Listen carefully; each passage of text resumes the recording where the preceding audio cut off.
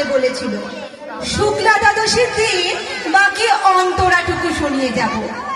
তারপর কত চন্দ্রভূক অমাবস্যা চলে গেল, কিন্তু সেই অষ্টমী আর এলো না।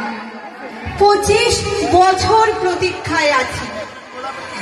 মামা বাড়ির মাঝি নাদের আলী বলেছিল, বড় হও দাদা ঠাকুর, তোমাকে আমি 3 প্রহরের বিল দেখাতে নিয়ে যাব, যেখানে পদ্মফুলের মাথায় সাপ আর ভ্রমর খেলা করে।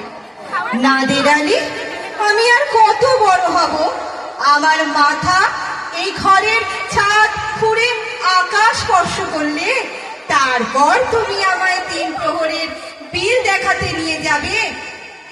একটা রয়্যাল গুলি কিনতে পারিনি কখনো, লাঠি লজেন্স দেখিয়ে দেখিয়ে চুষেছে লস্কর বাড়ির ছেলেরা।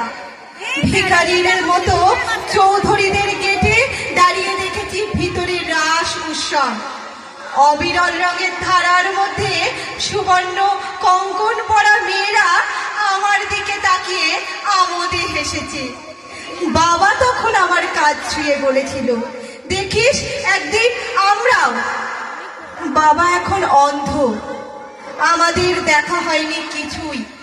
সেই রয়্যাল গুলি, সেই লাঠি লজেন্স, সেই রাস উৎসব আমাকে কেউ ফিরিয়ে দেবে না। বুকের মধ্যে সুগন্ধি রুমাল রেখে বরুণা বলেছিল, যেদিন আমায় সত্যিকারের ভালোবাসবে সেদিন আমার বুকেও এরকম আতরের গন্ধ পাবে। ভালোবাসার জন্য আমি হাতের মুঠোয় প্রাণ নিয়েছি, দুরন্ত ষাঁড়ের চোখে বেঁধেছি লাল কাপড়। বিশ্ব সংসার তন্ন তন্ন করে খুঁজে এনেছি 108টা নীলপদ্ম, তবুও কথা রাখেনি বরুণা। এখন যে সে শুধু নারী, তার বুকে শুধুই মাংসের গন্ধ। কেউ কথা রাখেনি, কেউ কথা রাখে না। নমস্কার।